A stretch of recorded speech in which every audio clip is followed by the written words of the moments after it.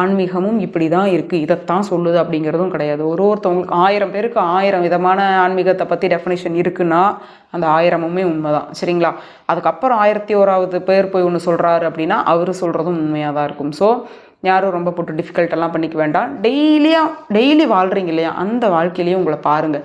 நீங்கள் எப்படி இருக்கீங்க அப்படின்ட்டு ஒரு கண்ணாடியை உங்களோட இன்னர் செல்ஃப் முன்னாடி ஒரு கண்ணாடி வச்சு நீங்கள் வாட்ச் பண்ணிங்கன்னா உங்களுக்கே தெரிஞ்சிடும்.